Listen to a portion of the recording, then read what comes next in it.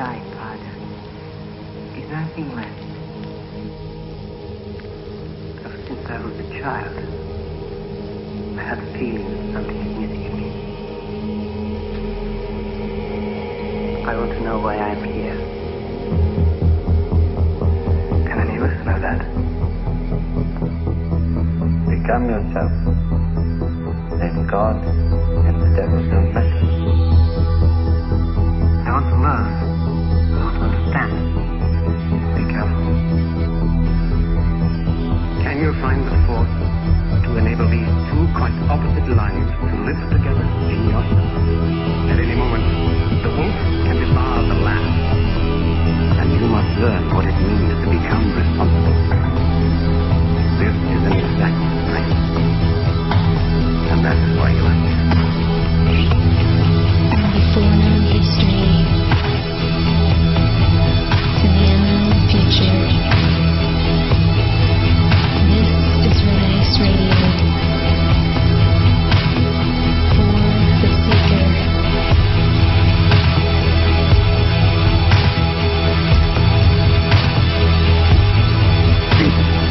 And knowing what one must strive to know.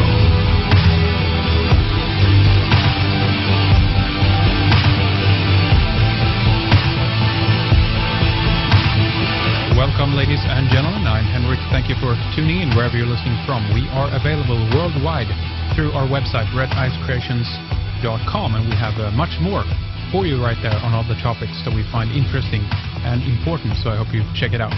Tom Horn is an internationally recognized lecturer, radio host, and best-selling author of several books, including Petrus Romanus, The Final Pope is Here, and the upcoming Exo Vaticana.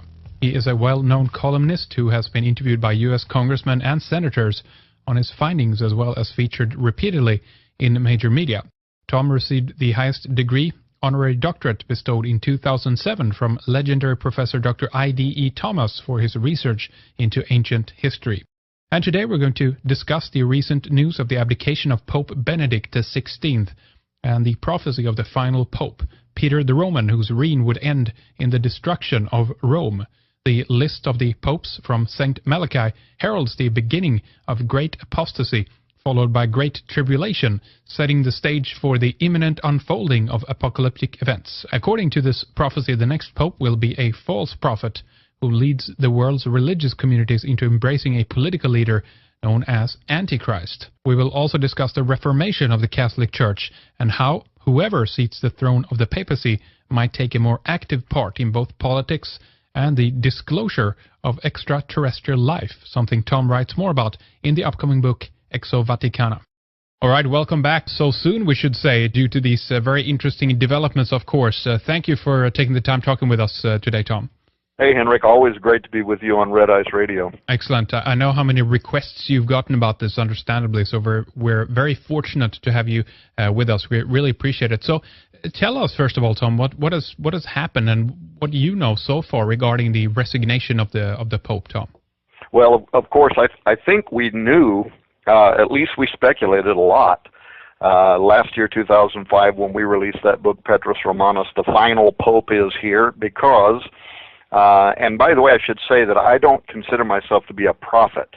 A lot of people now are saying that I am. I really don't see that at all. All I think I am is an investigator, and maybe I'm pretty good at analytical deductions, because we saw evidence in 2012 that the Pope was about to resign, and that, of course, he is the next to the final one on the ancient prophecy of the popes, which is ascribed to St. Malachi, which we can talk about if you like to. And I came on your show last year, and we talked about that and how it was our feeling that the Pope was going to resign in 2012. And in fact, I might have said this on your show, we certainly said it in the book, that we speculated he was going to resign in March or April of 2012. Yeah. Now, we were led to believe that that didn't happen, and here just on Monday, this last week, so we're only talking, 5 days ago or something, 6 days ago, 7 days ago, whatever it is.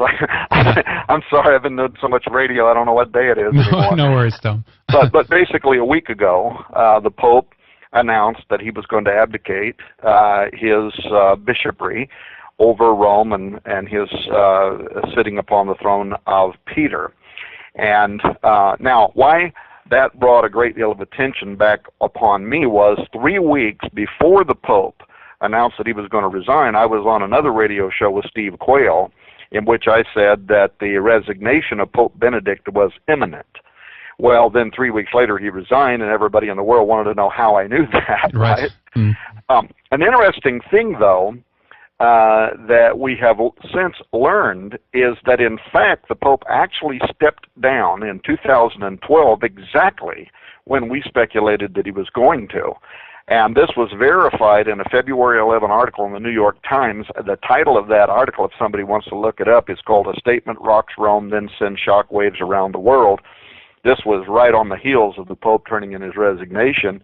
And if you read that article, you see where the editor of the Vatican-owned newspaper, the El Observatore Romano, a man by the name of Giovanni Maria Vian, he confirmed that the Pope had actually handed in his resignation at the exact time that we predicted he would, March 2012. And the New York Times quotes the Vatican spokesman saying, quote, "The Pope's decision was taken months ago after his trip to Mexico and Cuba in March 2012, and it has been kept with a reserve that no one could violate." Well, boy, they really kept a lid on that, because even most of the cardinals were unaware that he had officially turned in his resignation. And maybe the bigger or deeper mystery is why he turned it in last year. And by the way, when somebody says, well, how did you deduce down to March or April of last year, that actually had a lot to do with the French Codex by René Thibault that I talked with you about a year ago. People could listen to that archive show in which we went through some of the speculation about René Thibault, and he's the one that actually had brought it right down to March and April. So based on a lot of other deductions, and then using the Jesuit codebreaker for Rome, who over 60 years ago said that that he didn't name Benedict, but he said that the Pope before Petrus Romanus would resign around March or April of 2012. So he absolutely nailed it on the head. Now this raises just a huge amount of questions about the prophecy of the popes, whether the prophecy of the popes was supernaturally inspired, either, divinely or demonically. I'll let other people determine what they think about that, right? Yep. But it was supernaturally inspired. Or maybe the deeper question is, there are those inside the Vatican who hold this prophecy to some esteem, and the College of Cardinals have been using it like a roadmap to vote for, to elect popes who somehow can be seen as fulfilling that prophecy. And maybe there was some was there some pressure? Was there some opus dei manipulating going on behind the scenes in Rome that put pressure on Benedict to step down at that exact moment, because that's the way the prophecy had speculated it? It just raises a huge number, probably more questions than answers. Yeah, you're absolutely right. It's very interesting, very strange as well. Now I have to ask you, Tom, does all of this then have something to do with the trip to Mexico in March 2012? There came out some articles that he fell, he hit his head in some way, and this is like what has led to all of this. Do you agree with that? Have you read that? Well, he was injured. Now, did he fall? Was he attacked? Just who in the world knows? But he was injured, according to the official stories. He woke up the next day, had blood on his head. By the way, today's news reporting that he's gone blind in one eye. Really? Yeah. And furthermore, we've known for some time that, and this played into our speculations about why and when he would retire, that his health wasn't doing that well. He was getting weaker and weaker. He's being wheeled around on a cart at some of the places where he went to speak. He himself, don't forget, in an interview had been asked whether it would ever be permissible for a pope to step down, or should they always die in office. And he had actually argued, and he used to be known as God's Rottweiler. He was a strong theologian for the church, great at arguing. And he had actually said that if the Pope, got to a point where he could no longer carry out his duties as the Pope, then it would be permissible under church rules and law for that Pope to be able to step down so somebody else could do the job that could actually carry out the functions of the church. So he himself had argued that. That played into some of our deductions. And then his brother, who is a priest as well last year, had been talking about how his health was failing and that he felt he was putting pressure as a family member, a brother, on Benedict to consider stepping down. So a lot of this doesn't really come as a surprise. The fact that he was weak, that he's aged, you know, he's 85, that he slipped and fell and maybe fractured his skull or something, it's all completely believable, but it still doesn't address how, over 60 years ago, Rene Thibault, how could he have known that you would have a pope who was going to get old and fall down and have to retire? The other thing, by the way, that's brought a lot of attention on us is that we say in our book, Petrus Romanus, that this pope would not die in office, but in fact he would retire. Now that was a bold statement since this hasn't happened for 600 years. I mean, to put this in perspective, you know, the U.S., Europeans had not even come here and discovered this as a country. This was a very long time ago since the last pope actually retired in office, but we predicted that he would. And 3 weeks before the pope stepped down, that's what I repeated, that he wouldn't die in office, that he was going to step down. And I had a very strong feeling about that. Now, of course, it brings us to the, you know, to the final part of that prophecy, and who is it that is going to be elected into the role of Petrus Romanus? And I don't know how long, you know, when this show is going to play on air, but we're within, you know, 2 to 3 weeks right now, probably, of that decision being made, unless for some reason it gets drawn out. Yeah, this is going to go up in just a few days here. So basically, what we've heard so far is that he's officially going to resign on the 28th of February. Isn't that correct? That's correct. Yeah, and so he's given a little bit of headway here and leeway, if you will. Do you know now if the procedure is going to be standard as usual when a pope, well, previously then has died? The whole all the cardinals are going to get together and select, and with the smoke and all the stuff that we know about. Is that what's going to happen next? Yeah, that is what's going to happen next. And you know, to understand the rules around this, right now, on the next day after his retirement is official. So if he goes through February 28th, and this is not a leap year, March 1, Peter the Roman Bertone, who is his Carmelingo and the current Secretary of State, will then step into the official capacity of being the Pope in place of the Pope until a Pope can be elected. So if for no other reason than for at least a very short period of time, the prophecy is going to have a very uncanny sense about it, that you have an Italian, he's a Roman, he was born in Romana Canaverse, his name is Peter, so you have this a startling fulfillment of the prophecy, at least for a very short period of time, in Cardinal Peter Bertone. Excuse me, got too many names going through my head.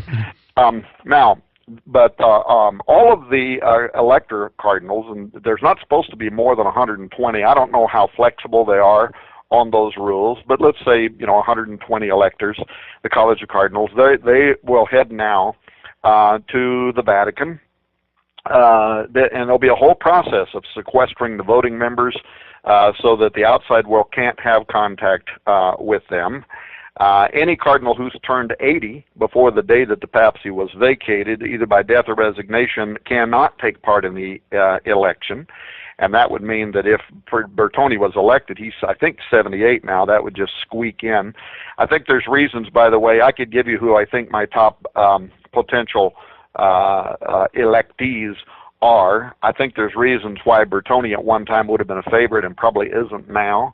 I think Peter Turkson of Ghana had a lot going for him. He's made some mistakes in the last week because he's said to the media, he has said publicly that he would be willing to take the position of the Pope if the Lord willed it. Well, that's a giant no-no. The electors really frown on you being out there where it appears maybe that you're candidating like an American president. They don't like that at all. So he may have shot himself in the head with those comments. Anyway, there has to be a 2/3 vote plus 1 majority. That's what's required to elect a pope.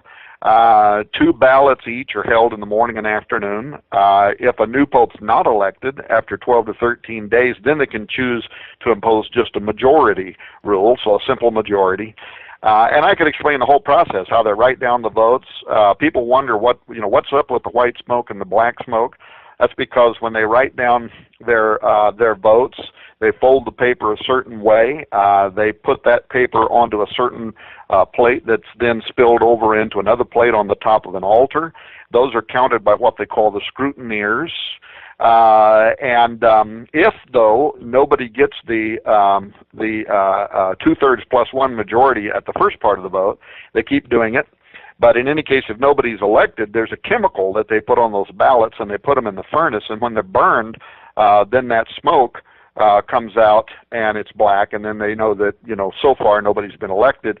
When the smoke finally turns, white, then they'll know that somebody has been elected. So there's a whole process around how they do this. It's very archaic, but it's the way they still do it.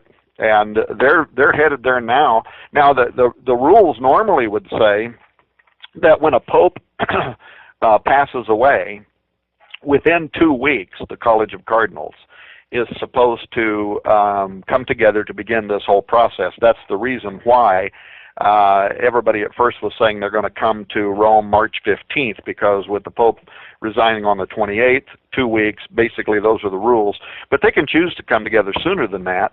And with the Pope resigning, they have they have an early notice. And that's why some media right now is saying they might come together even sooner than that and start the process earlier on in March. But right now we expect that from the middle to the end of March, certainly before Easter, they're hopeful that we will have a new pope, and the world will then know who Petrus Romanus, of this 900-plus-year-old medieval prophecy, who that personality is, and then, of course, wait with bated breath to see if the rest of the prophecies around him, the speculation around him, plays out. Now, I want to get into more of the prophecy here, of course, and if you have any new top electees, as you said. I remember we talked about Peter Turkson the last time, and Bertoni and all these as well. But before we go there, a few hours, I think, just after the Pope's resignation was announced, we had lightning striking the Vatican. I mean, come on. I'm not saying that this is not an act of God, but are they playing with harp here? This is like theatrics, Tom. Well, one of the things people are going to learn, I think in the second hour we're talking about our new investigation, which we were already working on, called Exo Vaticana. We've been working on it ever since we stopped Petrus Romanus last year, and now we're feverishly trying to get that investigation finished. We're hoping to have actual book in print by the time the conclave is in session, and we'll see. I think the second book, it's actually bigger, it has more footnotes in it, and in many ways is actually more shocking than the first one. But as it heads to the typesetter, we don't know whether the last pope's going to turn out to be a person on our short list, but whoever he is, there's some intrigue surrounding how he might accommodate the newly celebrated astrotheology of Rome's top astronomers and theologians that we investigate in the second book.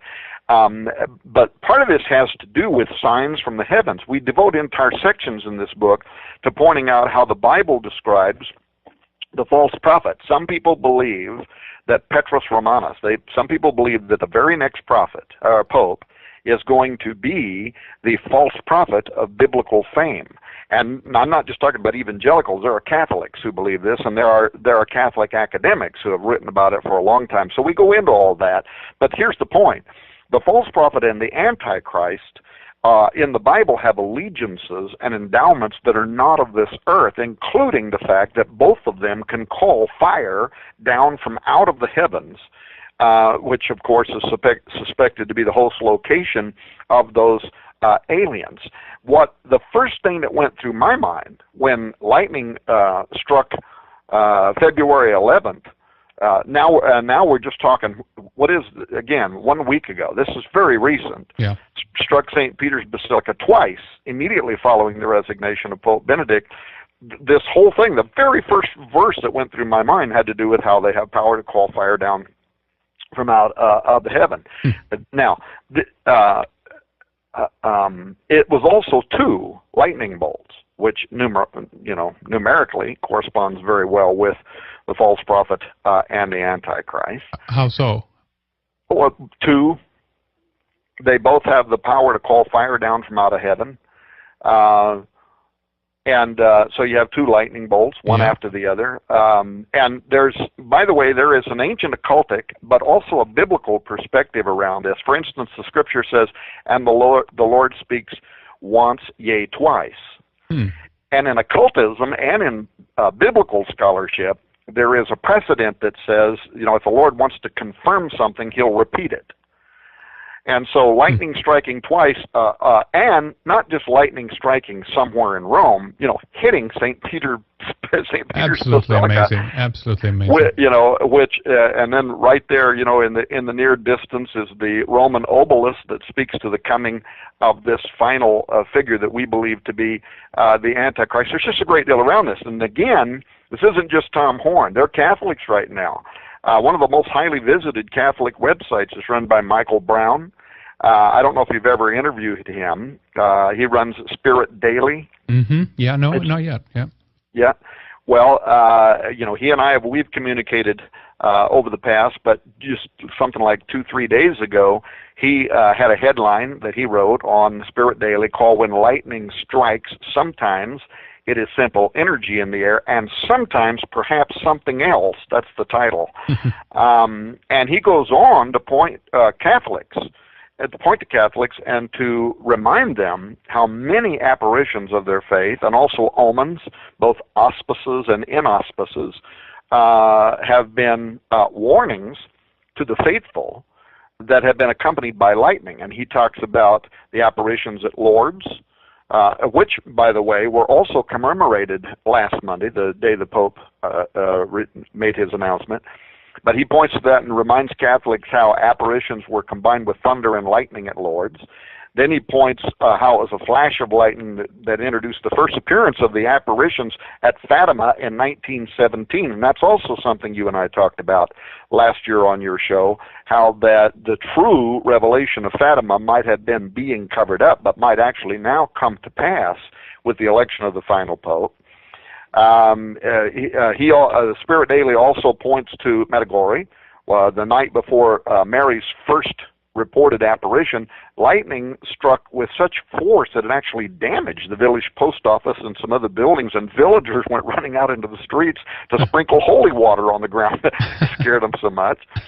Thunder and lightning on the mountains of La Salette in France that herald the appearance of Mary. So this list goes on and on and on. There is a significant number of comparable facts that when something of significance was happening within the Roman Catholic Church, whether it was church-approved apparitions or now the retirement of Pope Benedict, all of a sudden you get this lightning, right, coming from out of the heavens. It's very strange.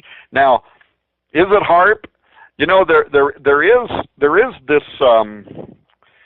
this other thought kind of rambling in the back of my mind. I don't know if you remember, there was a woman by the name of Dr. Carol Rosen. Oh, sure. Yep.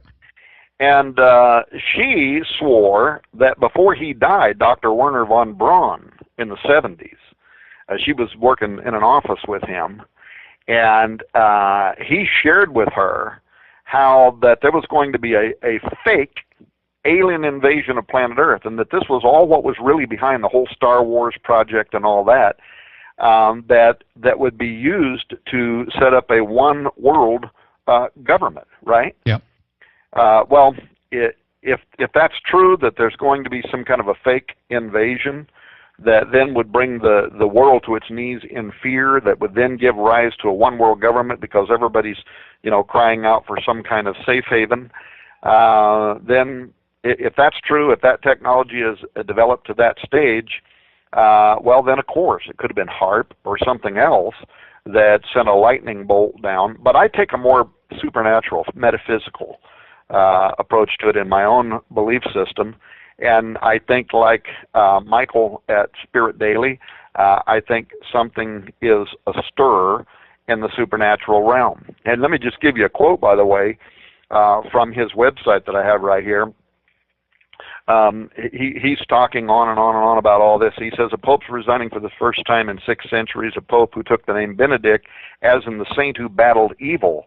in a letter on the same day, February 11, 2013, naming a special envoy to a solemn celebration of the World Day of the Sick, Benedict included the term Mary, mediatrix of all graces. Now listen to what he says about this. This is a title that was used very sparingly by pontiffs. It's only attached in the minds of many Catholic faithful with the potential declaration of a new dogma, one that they feel could herald major events in the world, a dogma that up until now Benedict has long resisted. It comes when astronomers expect to see a highly visible comet, which may even appear during the conclave, announcing a new pope. Some believe the next pope will be the last in this particular era. Time will tell, end quote. So here you have a very popular Catholic website, and his writer is saying that this could be the last pope, the fulfillment of Petrus Romanus, and that this comet is a sign, and further, that a papal decree heralding a major change in dogma is coming. Well, I can tell you, though I can't yet let the cat out of the bag, our book, Exo Vaticana, is about that very subject, a coming papal decree that is going to, well, let me just put it this way. It's not only going to say that belief in extraterrestrials is okay for Catholics. What it's really going to say is that denying the reality of extraterrestrials is akin to heresy, because it limits God's creative ability. And what the Jesuits and members of Opus Dei have written in the form of official church theology, brand new doctrinal papers that have been written, which we're publishing, I think is absolutely, Henrik, it's going to shock the world, because they evidently know something that the rest of us don't know that seems to be pointing to a very imminent official disclosure moment that somehow, some way is going to need for the Vatican, the largest Christian organization in the world, to tell everybody that it's okay and these are our space brothers. And not only are they our space brothers, they're closer to God than we are, and they've come to show us the way. Very interesting. I can't help to wonder as well how much of a political move all of this is. I mean, if we for a moment put the supernatural aspects to the side, which when we zoom out and look at the whole picture, we have to take everything into account, of course. But sure. This is at a time now when there's been tremendous scandals around the Vatican and all this stuff with the pedophilia and the protection of these priests and everything. And I couldn't help to feel at the beginning, at least, that someone might be forcing, Benedict off the stage, if you will, because they want to bring someone else onto the scene that can, do a better cleanup job, if you will, Tom, in all of this. Yeah, I think there's something to that. Again, that was all part of what we wrote in Petrus Romanus. In fact, we've had people this week and last week, since the Pope resigned, telling us that really the most tantalizing aspects of our investigation didn't have anything to do with the supernatural side of it. It was the side where we were dealing with the Vati leaks and trying to interpret in a very just geopolitical atmosphere what that scandal, what was really going on behind the scenes. And we were trying to get some Vatican insiders, priests, trying to get them to talk to us, and we were having a very hard time, and mostly, I think, Henrik, because most of them didn't really know. You had to get way up the ladder. It was really among a small tribe of the real power brokers inside the Vatican, but the more we investigated it, at one time I did also hire a private investigator, and the more we investigated it, if you go back and look at articles that we published a year ago now, we were publishing these in March, April, and May on Raiders News Update, and you'll see how we were already talking about somebody leaking papal documents. That turned out to be Paola Gabriel, right?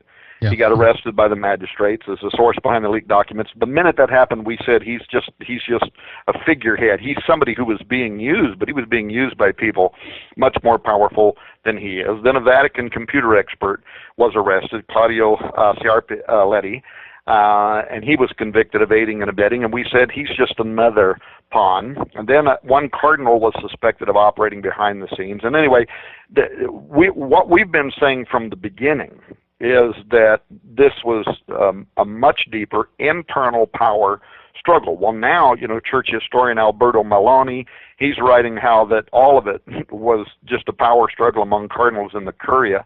the Vatican Central Administration, a stratagem of tension, an orgy of vendettas. That's the kind of language they're using. Preemptive vendettas. And then there was an article talking about how Bertoni was plotting, what was the language they used? Something like extraordinary counter moves. So it was move, counter move. But really it comes down to 2 or 3 very powerful people in the Vatican who were jockeying to take the place of Benedict. Whether they would look at that as, I want to play the role of Petrus Romanus, whether that part of it is true or not, didn't make any difference. They knew that Benedict's time, that his days were numbered, right? And they were jockeying for position, which included mudslinging against their main competitors. So you had people probably on the one side, Sedano, people like that, who were also part of the Fatima cover-up, who were using their political influence to try to,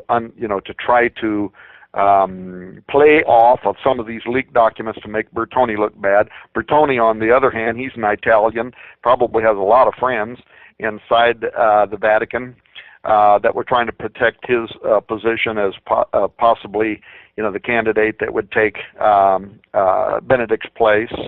But right now, some Vatican insiders are becoming more blunt. There have been news reports just in the last couple of days talking about since Benedict has stepped down, and now some of these people are becoming a little braver about this mutiny of the Monsignors that's been playing out behind the scenes, jockeying for the role of the final pope.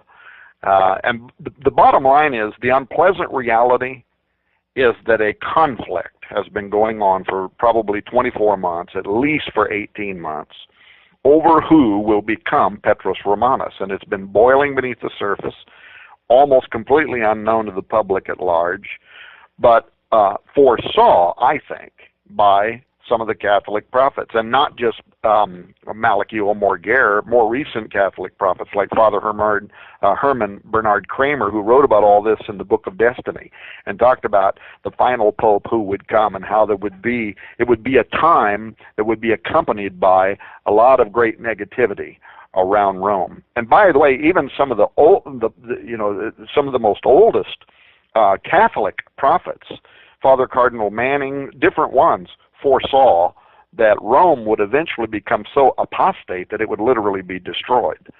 So are we seeing that? Is that what we're seeing, that beneath the surface we're seeing the beginning of the end? Or is it all just politics around the pedophilia scandal? The Pope now, here's another thing we learned was that when he resigned last year in March, April, secretly to just a handful of individuals, they started right at that moment taking, I think, what was an old nun convent or something, but a building, it was used by the nuns, but it's on the grounds of the Vatican, and they started remodeling that into an apartment, a building where Pope Benedict is going to retire. They started doing that March, April of last year. And were they at that time saying, in order to try to keep him from being prosecuted in an international court, which could then, as the Pope, represent Vatican, the Vatican at large, the Roman Catholic Church at large, which has just amazing levels of financial resources, to stop that, he could retire. We'll force him to retire, and we're going to give him a little place to live on the Vatican grounds, which we can say we're our own nation state, and nobody can come here and arrest him. Right. So, yeah. Is that what you was talking about? Yeah, well, definitely. That's very interesting. And you mentioned financial resources, because I want to try to get a little closer to this on a geopolitical level.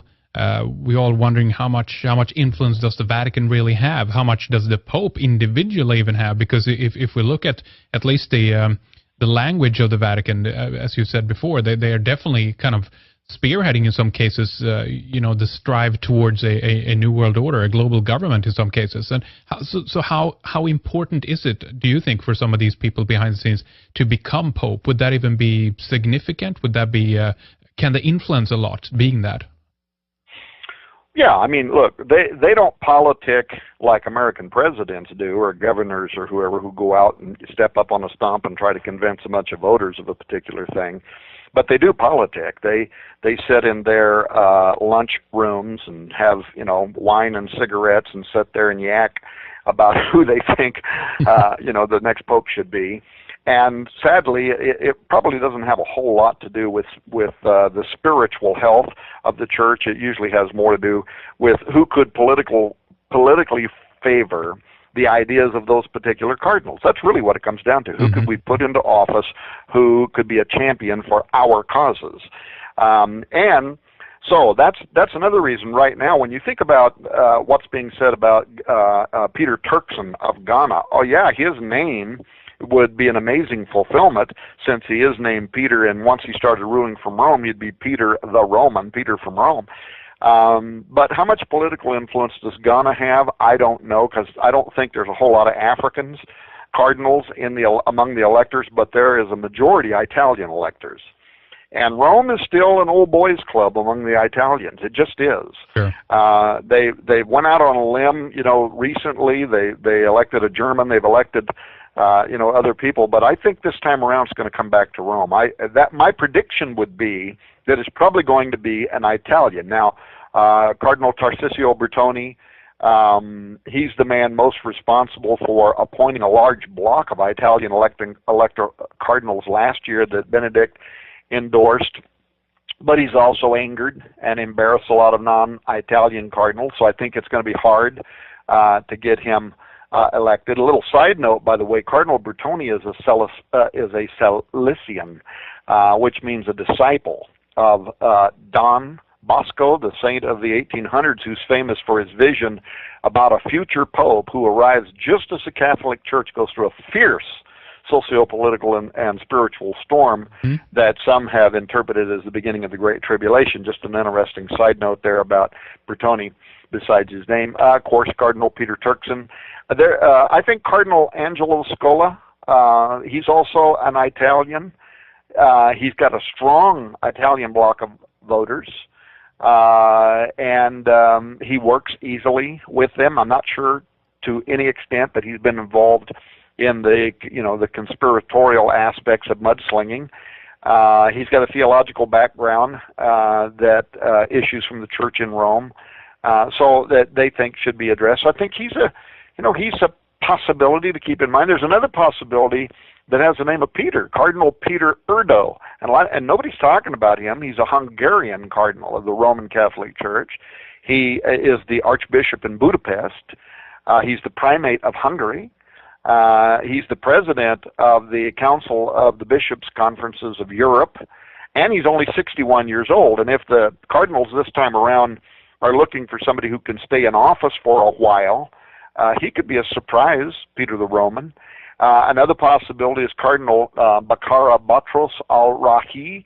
He's 72 years of age, so he's young too, but Batros means Peter in Arabic. So there's some other possibilities there that could be a surprising win that people right now are not talking about. But we're just going to have to wait and see. We did publish a top 10 list. I think the Canadian Coulet, I think he's a possibility. So anyway, I think I lost what the question was. Oh, sure. No worries, Tom. Very interesting. What is this? Let's get a little deeper into what you think that this means then, potentially. I mean, let's say anybody comes onto the scene here which has the name Peter, let's say, becomes Peter Romanus, the last pope. In your view, what do you think that we're in for? What does this have in stock for us if even the prophecy is true, or the of the last pope? And does that mean like an era of the Antichrist ruling this planet, or what do we have to look forward to here? Well, what both evangelicals and what some Catholic prophets have said for a long time is that when the final pope on the list of the prophecy of the popes, and don't forget that the prophecy of the popes itself says that this pope will serve the church during Great Tribulation, and then the city of Seven Hills will be destroyed. Yeah. So it's talking about destruction. Well, this is a biblical theme that the city on Seven Hills is the harlot, false religious enterprise, that Babylon mystery religion that will be destroyed. The Zohar, I don't know if I ever talked with you about that. Oh, we have. I remember it. But relay it again for those who don't know. Well, and what's also interesting about the Zohar is that it was written 700 years ago. It was written a couple of hundred years after the prophecy of the popes. There's no historical connection anywhere whatsoever that any of the writers of the Zohar were even familiar with the prophecy of the popes, because don't forget, the prophecy of the popes was hidden inside the Vatican for about 400 years. So it wasn't even public knowledge. But we have no evidence whatsoever to suggest that the Jewish writers of the Kabbalah would have been familiar with it. Now that makes this extraordinary because they also named the time frame 2012 to 2013. They named it. They wrote it down. That this is when this was all going to happen, and that Rome would be destroyed. And their language is almost identical to what is contained in the prophecy of the Pope. So now, for people listening that don't know what I mean, there is contemporaneous to the arrival of the false prophet, if that's who Petrus Romanus is. And I'm not saying that the next Pope will be the Antichrist or the false prophet. Sure, I'm saying that a lot of people believe that he will be, and they make that connection. And I'm saying he possibly could be, but I'm not saying he is. Got it? So in any case, but contemporaneous to the arrival of the false prophets and the Antichrist, there's this prophecy that's in the Jewish Kabbalah, the Zohar. That's the most important collection of Jewish mysticism. Was written in medieval Aramaic 700 years ago. But in that book, it has commentary on the Pentateuch, the first 5 books of the Bible, the Torah. But in addition to that, it has a section called the Ve'era section, and this includes a subsection called the Signs Heralding Mashiach, or the Coming of the Messiah. And what's fascinating about this is that they set the date for his appearance in the Zohar in 5773. And in the Jewish calendar, which is different than our Gregorian calendar, right? We say 2012, we mean January to December 2012. Their time frame is different. The Jewish calendar begins in the new moon of September in our calendar, 2012, but ends a year later in August of 2013. And here's what they said, 5773. So what is that? That's 5 months ago now? Yeah, about 5 months ago now. They set the appearance. Now here's what they say. And let me preface this by also saying that to Christians, they would actually be talking about the coming of the Antichrist, because the Orthodox Jews rejected Jesus as the Messiah. So they were still predicting his coming. But evangelicals and Catholics from the Bible would say they rejected Jesus, but the Bible says that another will come in his name, that there will be an Antichrist, a false Messiah who will appear, and for a period of time, who some dispensationalists talk about a 7-year period of great tribulation. For a period of time, the world is going to accept him as the Messiah. Now, okay, so let me read you what it says. Keep in mind, as I'm reading this, the prophecy in the Zohar, given by Jews hundreds of years, separate from the divination of the last pope. So you have the prophecy of the last popes talking about who potentially could be the false prophet, where the prophecy in the Zohar talking about coming of the Antichrist. But both of them talk about the reign of that period of time ending in the destruction of Rome. Here's what the prophecy of the Pope says: the city of 7 hills will be destroyed, and the terrible and fearsome judge will judge his people. But when you look in the Zohar, here's what it says. In the year 5773, the kings of the world will assemble in the great city of Rome. Now let me stop here for just a second and insert this. The only time that we know that all of the representatives of the nations of the world, the kings of the earth, the only time they would send representatives to Rome from all over the world would be during a conclave. Yeah.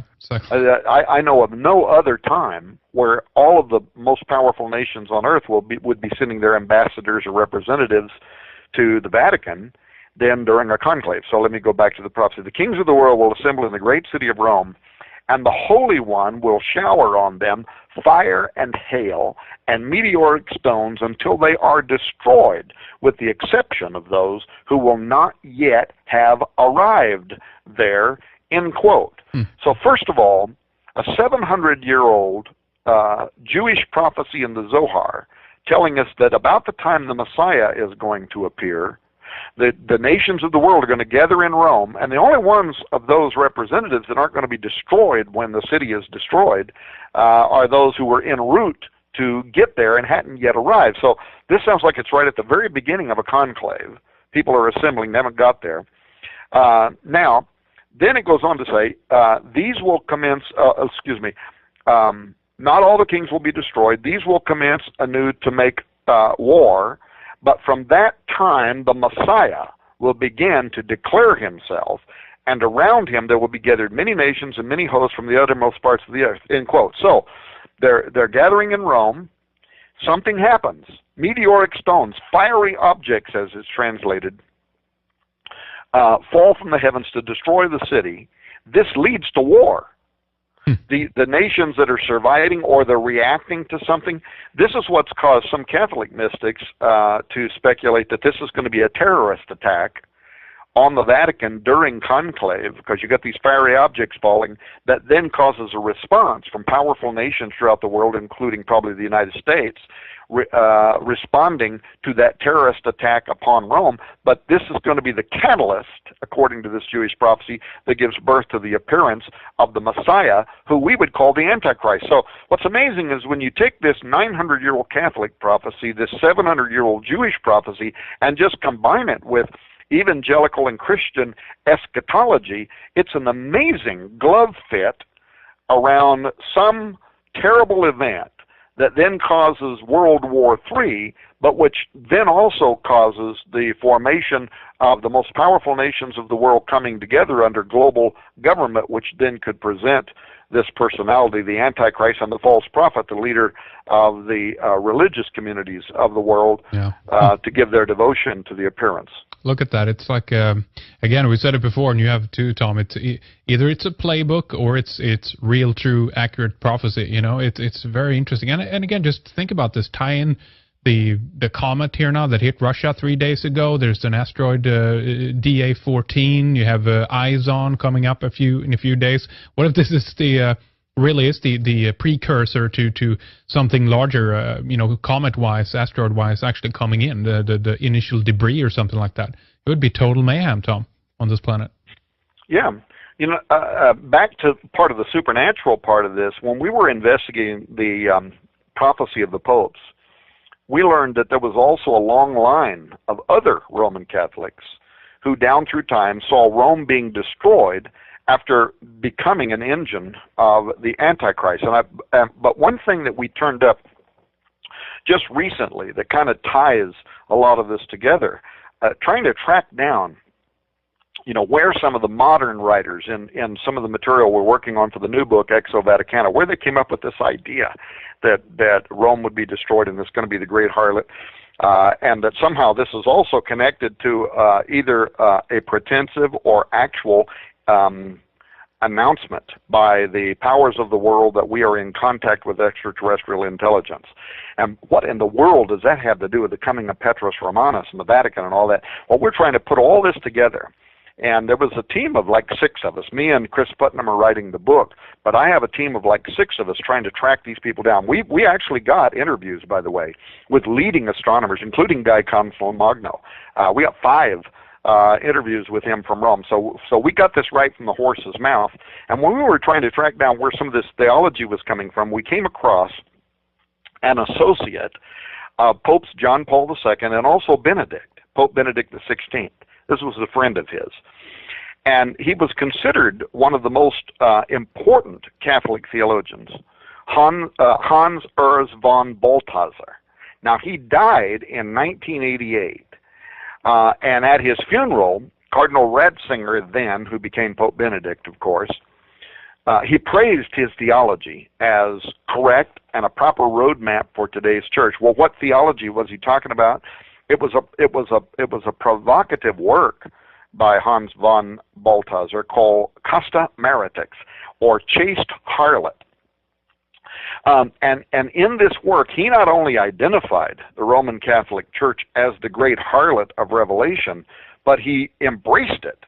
And if you read Chaste Harlot, it's astonishing. Let me just give you a fast quote. Sure, thanks. Here's what it says. The figure of the prostitute is so appropriate for the church that it defines the church of the new covenant in her most splendid mystery of salvation. The fact that the synagogue left the Holy Land to go and be among the pagans was an infidelity of Jerusalem. The fact that she opened her legs in every road in the world. But this same movement, which brings her to all the people, is the mission of the church. She must unite and merge herself with every people, and this new apostolic form of union cannot be avoided, end quote. So he literally speaks in very brazen terms about how it is the responsibility of the church to spread its legs to every nation of the world. Astonishing. But so, I mean, okay, so he's, you know, he's one of the most outlandish, but we found that from this, boy, the tentacles of this kind of thinking goes into a great deal of current theology, and there's no way on this show that I can get into what all this means. I should have the first typeset today, tomorrow, anytime now, and if you'll send me your email, I'll send it to you so you can read this first typeset book. It's not going to be in print for probably a month. You are going to be astonished at what some of these theologians are now saying and the way that all of this theology is married to the fulfillment of the prophecy of the popes, but also the coming of a new Catholic edict. You know, the Pope can make a papal declaration. He can announce a new dogma that then becomes something that the followers have to speak. He can speak, what do they call it, vicarious vili Dei. He can speak as the voice of God for the church, and he's infallible when he speaks in that role. And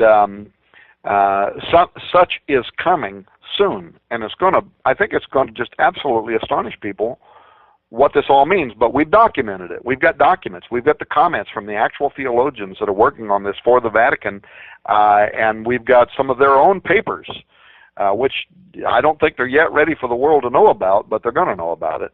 Wow, really interesting. We're going to take a short break here, Tom. We're going to return and talk more in the second segment. Of course, we want to give out websites, RaidersNewsUpdate.com. You can catch a lot of the stuff that Tom has been talking about so far there. But, of course, the book, Petrus Romanus, it's out. It's available right now. We're going to link that up. But tell us just briefly a little bit about Exo Vaticana. When do you expect it to have it out again, Tom? Well, we're rushing now. If you go to like Amazon, it and Petrus Romanus are both in the hot new releases, top releases there, and it's advertised there as being available in April the 15th, but we're trying to get it out a month ahead of time. We're trying very hard to get this done so that people will have it in hand